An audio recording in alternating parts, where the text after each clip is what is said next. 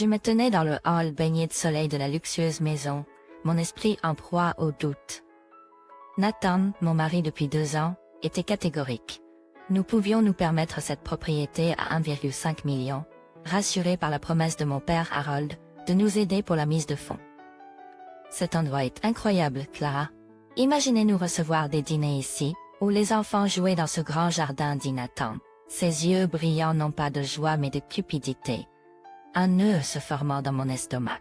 Nathan, même avec l'aide de papa, c'est trop. Nous devions chercher quelque chose que nous pouvons nous permettre seuls. Le visage de Nathan s'assombrit brièvement avant qu'il ne le masque avec un sourire qui n'atteignait pas ses yeux. Mais chérie, ton père a dit qu'il nous aiderait, non? C'est pratiquement un cadeau. Alors que nous nous promenions dans la maison, Nathan parlait avec enthousiasme des pièces qui semblaient trop grandioses pour nos besoins. Je ne pouvais pas me défaire de l'impression que nous nous engagions dans un avenir que nous ne pouvions pas nous permettre, basé non seulement sur une dette financière, mais aussi sur une dette morale, envers mon père. L'agent immobilier avait été distant, laissant Nathan guider notre visite, mais soudainement, alors que Nathan sortait pour admirer une fois de plus le jardin, l'agent m'a attrapé le bras et m'a entraîné dans une petite pièce, fermant la porte derrière nous avec un clic ferme. J'étais surprise. Que faites-vous? Je suis désolée pour cette brusquerie, mais il y a quelque chose que vous devez savoir. Son visage était sérieux, ses yeux se verrouillant sur les miens avec une intensité qui faisait battre mon cœur. Votre mari, vous devez vous éloigner de lui, dès que possible. Pardon? Et j'ai essayé de garder ma voix stable, mais elle tremblait malgré mes efforts. Je sais que ça semble fou, mais j'ai un ami qui tient un bar sur le strip de Las Vegas. Votre mari, il est impliqué dans le trafic de drogue illégale. Non attrapé. Je ne vous dirais pas ça si je n'étais pas absolument sûre. Mon monde semble basculer sur son axe. Non, ça ne peut pas être vrai. Nathan, il a hoché la tête solennellement. J'en ai bien peur. Écoutez, faire ça pourrait me causer beaucoup de problèmes, mais je pense que vous devriez le savoir. J'ai abstenu de m'effondrer sur place. Les luxueux environs semblaient maintenant m'étouffer, se moquant de moi et de mon ignorance. Pourquoi ferait-il une chose pareille? Les larmes brouillaient ma vision, mais je les ai clignées pour les chasser, refusant de céder au désespoir qui s'approchait des bords de mon cœur. Je ne peux pas prétendre connaître ces raisons, mais pour votre sécurité, vous devriez le quitter. Je peux vous aider, si vous en avez besoin. J'ai secoué la tête, me dégageant de son emprise. Non, j'ai besoin de réfléchir. En sortant de la pièce, je n'ai à peine remarqué la maison autour de moi. La silhouette de Nathan est apparue au bout du couloir, son sourire éclatant lorsqu'il m'a aperçu. Te voilà. As-tu vu le dressing? Il est aussi grand que notre chambre maintenant. Sa joie, autrefois charmante, semblait maintenant être un vernis sur un noyau pourri.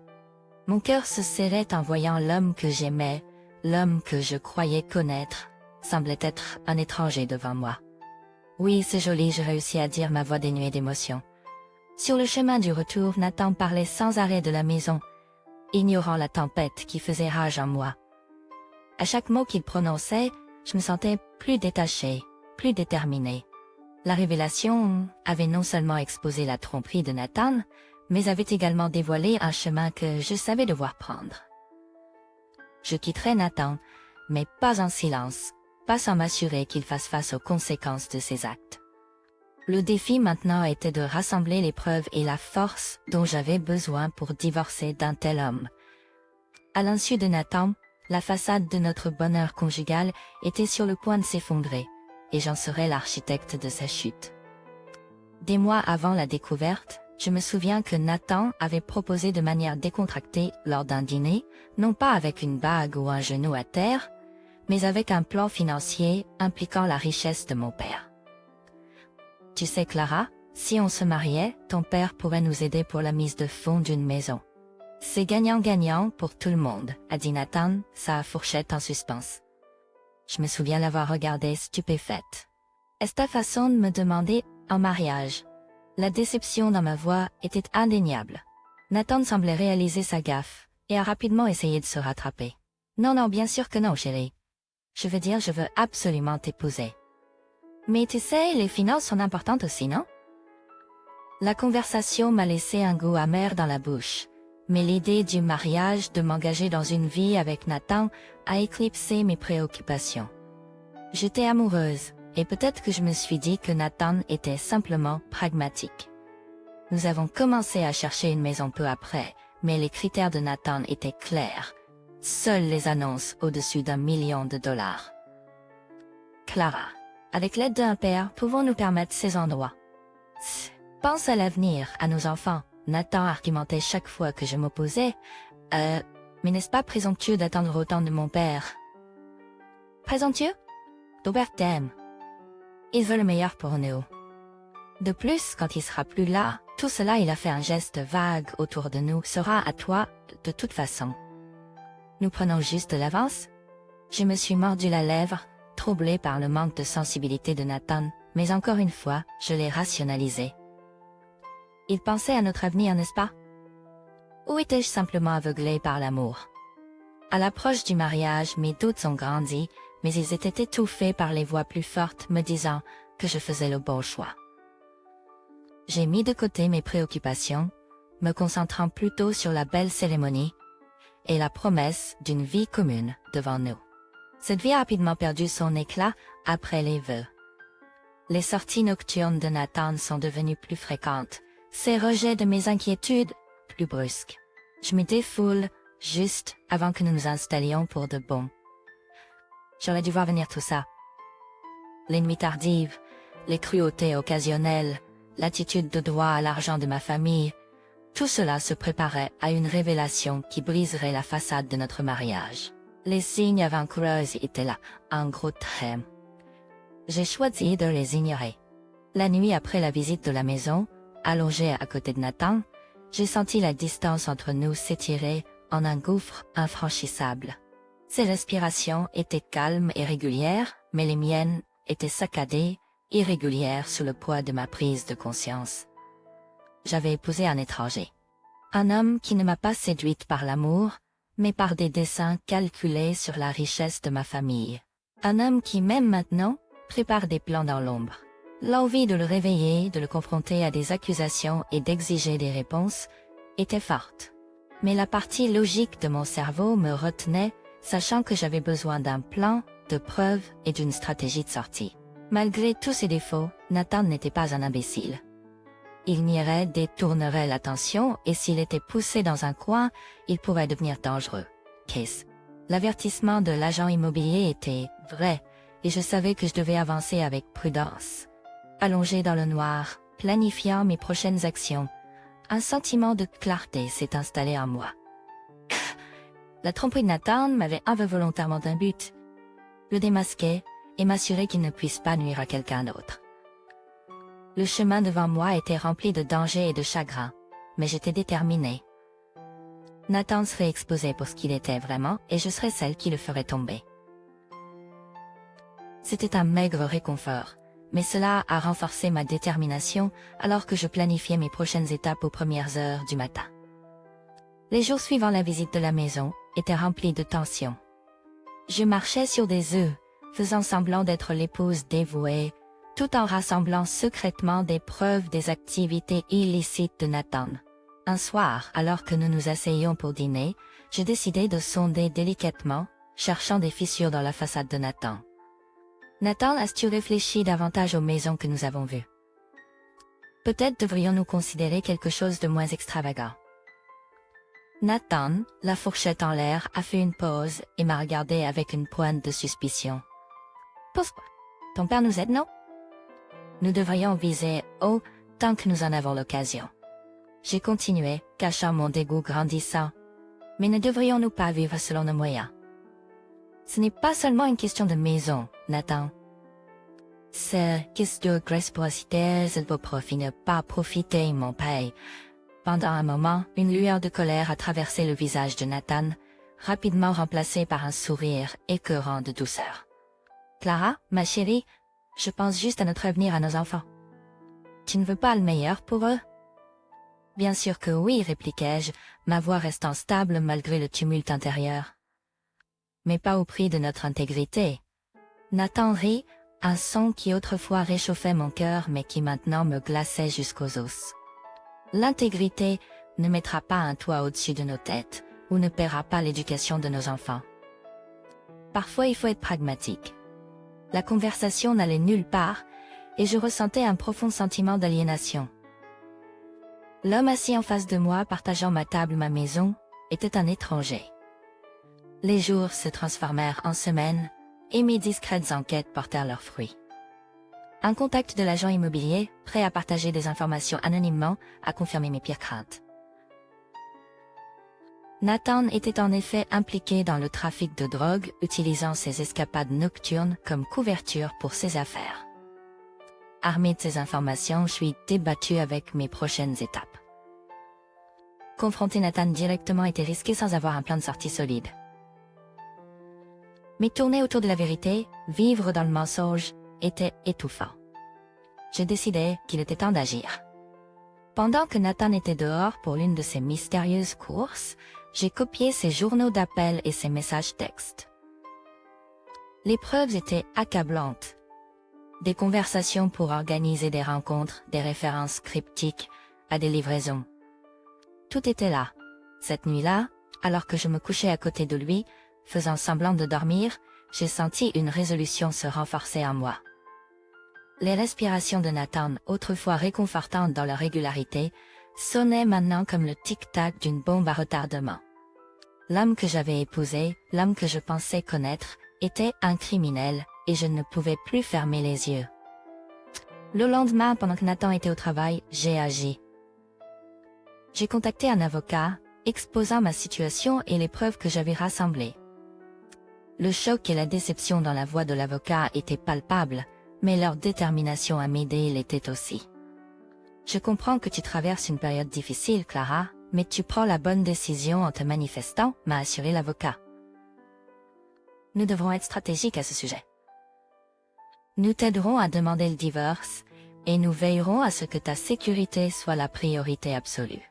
Sentant un mélange de soulagement et de crainte, j'ai accepté leur plan. Mon prochain appel a été à mes parents. Leur dire la vérité sur Nathan, sur le mensonge que mon mariage avait été, était peut-être plus difficile que de rassembler les preuves elles-mêmes. La voix de mon père, habituellement si calme et stable, a craqué en m'écoutant. Clara, nous te soutiendrons à travers cela. T'es pas saine? Et juste comme ça, la dernière pièce est tombée en place. Mon chemin était clair. La tromperie de Nathan serait exposée et je serais libérée de ses mensonges. La route à venir serait difficile, remplie de batailles juridiques et de tourments émotionnels, mais j'étais prête. Le temps de Nathan était écoulé, et la justice qu'il méritait tant était enfin à portée de main. Plus de mensonges, plus de tromperies. Je reprenais le contrôle de ma vie, et il n'y avait pas de retour en arrière. Avec ma décision prise, les rouages de la justice ont lentement commencé à tourner. Mes conversations avec l'avocat sont devenues une routine quotidienne, chaque appel étant un pas de plus vers ma libération des mensonges de Nathan. Mes parents m'ont offert un soutien inébranlable, leur maison étant maintenant mon refuge, alors que je naviguais dans ce chapitre tumultueux. Il n'a pas fallu longtemps avant que Nathan ne remarque le changement dans mon comportement. Un soir, alors qu'il se préparait pour une autre réunion d'affaires, il m'a coincé dans la cuisine, son charme habituel teinté d'une pointe de désespoir. « Clara, ma chérie, tu as été distante ces derniers temps. Est-ce que tout va bien ?» Son ton était empreint d'une fausse préoccupation, mais ses yeux scrutaient mon visage, cherchant des faiblesses. J'ai soutenu son regard, ma détermination me protégeant contre ses tactiques manipulatrices. J'ai réfléchi à certaines choses, Nathan. À propos de nous, de notre mariage, de tes soirées tardives. Nathan a ri. Un son dénué d'amusement véritable. Mes soirées tardives? Clara, tu sais, elle faut exigeant. Mais bon, c'est pour notre avenir, n'est-ce pas? Je ne pouvais m'empêcher de m'émerveiller devant son audace, sa capacité à mentir si facilement. C'est comme ça que tu appelles ça? Le travail? J'ai laissé l'accusation planer dans l'air, un défi auquel il ne s'attendait pas. Le masque de Nathan a craqué, son sourire vacillant. Que veux-tu dire, Clara? Que je fais quelque chose de mal? Sa tentative de reprendre le contrôle était évidente, son charme remplacé par une menace à peine voilée. Je n'ai pas besoin de sous-entendre quoi que ce soit, Nathan. Je sais. La pièce était chargée de tension, mes mots une déclaration de guerre. Pendant un moment, Nathan est resté silencieux, son esprit cherchant à calculer sa prochaine action. Puis, avec un sourire méprisant, il s'est penché vers moi, sa voix un murmure venimeux. « Et que sais-tu, ma chère épouse, que je travaille dur pour subvenir à nos besoins? Ou est-ce que ta paranoïa a pris le dessus ?» Sa tentative de minimiser mes préoccupations, de me faire passer pour irrationnel, a allumé un feu en moi. « Non, Nathan, je sais pour la drogue, le trafic, je sais pour tes réunions d'affaires. » Et j'y mets fin. L'accent de Nathan était imite, aiguisant. Son masque habituel de charme et de confiance s'est brisé, remplacé par une colère brute. Tu n'as aucune idée de ce que tu racontes. Tu vas tout ruiner à cause d'accusations sans fondement? L'homme devant moi n'était plus le Nathan que j'avais épousé, mais un étranger motivé par la cupidité et la tromperie. La seule chose qui est ruinée, c'est ton illusion, Nathan. Je demande le divorce et je vais à la police avec ce que je sais. La mention de la police semblait toucher une corde sensible. La posture de Nathan s'est raidie, sa colère cédant la place à la panique. « Tu n'oserais pas » a-t-il sifflé, la menace claire dans sa voix. « Too late. » Mais moi j'en avais, et j'étais prête à l'utiliser. J'ai plus que suffisamment de preuves, Nathan. Et bientôt tout le monde saura exactement qui tu es et ce que tu fais. En réalisant sa situation, l'attitude de Nathan a changé une fois de plus. Cette fois, pour la désespérance. « Clara, s'il te plaît, nous pouvons régler ça. Ne fais pas quelque chose que tu regretteras. » En regardant dans ses yeux, je n'ai pas vu l'homme que j'aimais, mais un lâche, un criminel. Il est trop tard pour les regrets, Nathan. Tu as fait ton choix et maintenant j'ai fait le mien. Alors que je m'éloignais, laissant Nathan mijoter dans sa peur et sa colère, je sentais un poids s'envoler de mes épaules. La bataille à venir serait longue et ardue, mais pour la première fois depuis longtemps, j'apercevais un rayon d'espoir à l'horizon. L'empire de mensonges de Nathan était sur le point de s'effondrer, et j'allais être celle qui le ferait tomber. Dans les jours qui ont suivi ma confrontation avec Nathan, j'ai agi rapidement, chacune de mes actions étant minutieusement planifiée. Mon avocat a déposé les papiers de divorce et j'ai donné ma déposition à la police. En sortant du commissariat, un calme surréaliste m'a enveloppé. J'avais percé la bulle de notre mariage de façade, exposant les eaux troubles en dessous. Maintenant, il s'agissait d'attendre, de regarder les ondulations se propager, perturbant les mensonges soigneusement élaborés de Nathan. Lorsque la police est venue, la réalité de la situation de Nathan semblait s'effondrer sur lui. Je n'étais pas là, mais mon avocat agissant comme un défenseur infatigable m'a rapporté la série d'appels et de messages de Nathan. Il oscillait entre me supplier de lui pardonner et proclamer avec véhémence son innocence. C'était un spectacle pathétique qui a renforcé encore plus ma détermination. Je n'arrive pas à croire qu'il essaie encore de te manipuler. Même maintenant, a remarqué mon avocat lors d'une de nos réunions de stratégie. J'ai simplement acquiescé, mon attention restant inébranlable. Père, il sait qu'il est pris au piège et comme tout animal acculé, il se débat. Mais cela ne changera rien. La vérité est révélée. Le procès a dévoilé plus que ce que j'avais anticipé. Les affaires de Nathan étaient un réseau complexe de tromperies, impliquant non seulement du trafic de drogue, mais aussi du blanchiment d'argent et de la corruption. À chaque révélation, je me sentais justifiée dans ma décision, bien que le poids de sa trahison soit immense. Notre jour au tribunal est arrivé, le point culminant de semaines de préparation. En entrant dans cette salle d'audience, la gravité de la situation m'a frappée. C'était plus qu'un simple procès criminel. C'était un règlement de compte public, un forum où la façade de Nathan serait complètement démantelée. Nathan, visiblement diminué dans sa tenue de prisonnier, ne croisait pas mon regard. Pendant les procédures, alors que les preuves de ses crimes étaient exposées, sa posture s'affaissait encore plus, la réalité de son incarcération imminente s'installant. Après ce qui semblait être une éternité, le jury est revenu avec leur verdict, coupable sur tous les chefs d'accusation. Nathan a été condamné à une peine importante, une conséquence à la hauteur de la gravité de ses crimes. Tu as montré une force incroyable tout au long de cette épreuve, Clara a déclaré mon avocat alors que nous sortions de la salle d'audience, le poids de ces mois enfin levé de mes épaules. Je me suis permis un petit sourire amer. Une farce née de la nécessité. Mais c'est fini maintenant. Il est temps, c'est grave. Plus tard, confronté aux ruines de mon mariage et aux conséquences publiques du procès de Nathan, j'ai trouvé du réconfort dans le soutien indéfectible de ma famille. Mon père, en particulier, s'est révélé être mon roc, sa sagesse douce me guidant à travers mes moments les plus sombres. Clara, tu as fait face à l'adversité avec grâce et courage, a-t-il dit un soir alors que nous étions assis dans le calme du salon, réfléchissant au voyage tumultueux. Tu es bien plus forte que tu ne le crois. Des larmes ont jailli de mes yeux, non pas de tristesse, mais de gratitude. Mais papa, je n'aurais pas pu le faire sans vous. Alors que les jours se transformaient en semaines, les tentatives de Nathan pour me contacter devenaient de plus en plus désespérées, plus fréquentes. Des lettres arrivaient chez mes parents, remplies d'excuses, de promesses de changement, de tentatives d'évoquer notre amour passé. Mais ce chapitre était clos. Ces mots, autrefois capables de me faire fléchir, tombaient maintenant dans l'oreille d'un sourd. La finalité de notre divorce était une cérémonie de clôture pour un chapitre douloureux de ma vie. Avec Nathan derrière les barreaux, je pouvais enfin regarder vers l'avenir, vers des possibilités autrefois éclipsées par sa tromperie. La route à venir était incertaine, mais pour la première fois depuis longtemps, je ressentais un sentiment d'espoir, de liberté. Crime de Nathan ne l'avait pas seulement emprisonné lui, mais aussi moi. Maintenant, alors qu'il purgeait sa peine, j'étais moi aussi libérée, entamant un voyage de guérison et de nouvelle indépendance. Les conséquences de la tromperie de Nathan ont été une tempête que j'ai traversée, émergeant non pas indemne, mais indéniablement plus forte.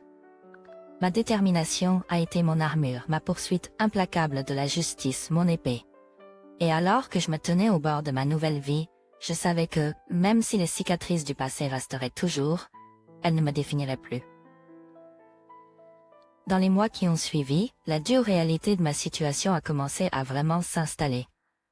Avec Nathan incarcéré et notre divorce finalisé, le moment était venu de reconstruire à partir des ruines qu'il avait laissées derrière lui. Le voyage n'a pas été facile. Il y a eu des jours où la colère et la trahison ont refait surface dans mon cœur, des jours où la solitude semblait insupportable. Pourtant, c'est pendant ces moments de vulnérabilité que j'ai découvert une résilience que je ne soupçonnais pas. Un après-midi, un coup à ma porte a annoncé une visite inattendue, la mère de Nathan. Mon estomac s'est noué à sa vue, un rappel de la vie que j'avais si ardemment voulu oublier. Pourtant, ses yeux reflétaient une tristesse et une honte qui reflétaient les miennes. Elle bafouilla, « Nous sommes tellement désolés pour tout ce que Nathan t'a fait. » Nous n'avions aucune idée parce que sa voix était un murmure chargé de chagrin. La colère que je m'étais préparée à ressentir ne vint pas. Au lieu de cela, en la regardant, une mère pleurant le fils qu'elle pensait connaître, je ressentis une certaine pitié. « Merci, et vous n'avez pas à vous excuser pour les actions de Nathan. Il a fait ses choix. » Elle me tendit une enveloppe, ses mains tremblantes. « S'il vous plaît, prenez ceci. C'est le moins que nous puissions faire. » À l'intérieur se trouvait un chèque, un montant substantiel, probablement leur façon de compenser l'horreur que leur fils avait causée. En rendant l'enveloppe, je rencontrai son regard. « Gardez votre argent.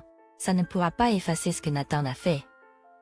La meilleure chose que vous puissiez faire est de le soutenir pour qu'il devienne une meilleure personne, une fois qu'il aura purgé sa peine. » Ses yeux se remplirent de larmes alors qu'elle acquiesçait, comprenant.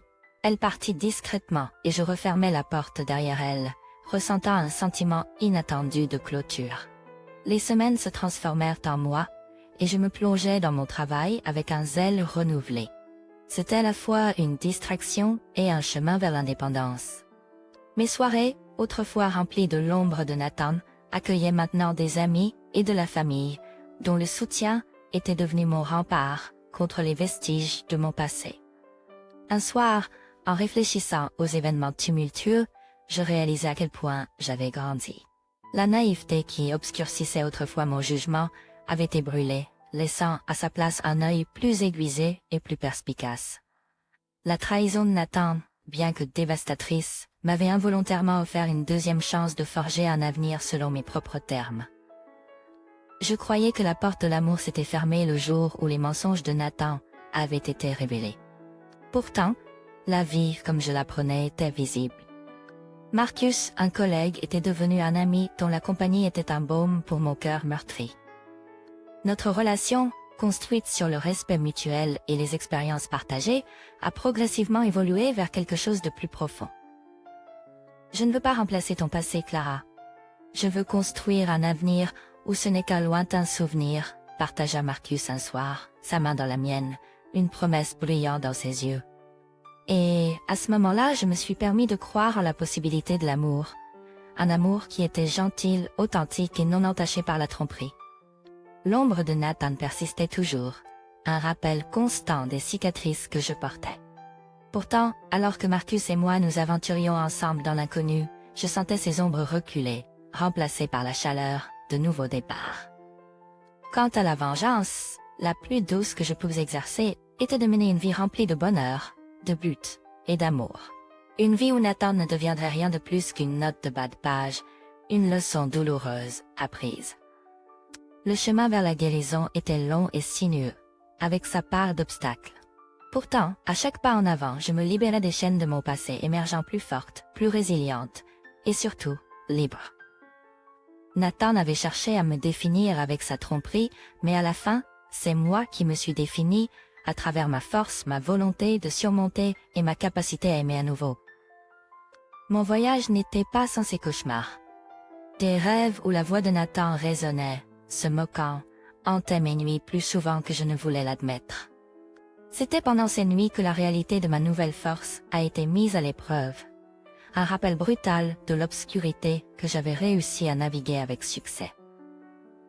Mais au lever du jour, dissipant les ombres de mes peurs, j'ai été accueillie par la lumière de ma réalité, une vie reconstruite à partir des cendres, avec Marcus à mes côtés, un phare inébranlable de soutien et d'amour. Le temps a passé, guérissant les blessures infligées par Nathan. Son nom, autrefois un écho constant de trahison, s'est estompé en arrière-plan, un souvenir lointain qui n'avait plus le pouvoir de faire mal. Mon travail a prospéré, tout comme ma relation avec Marcus, chaque jour étant un témoignage de la résilience de l'esprit humain.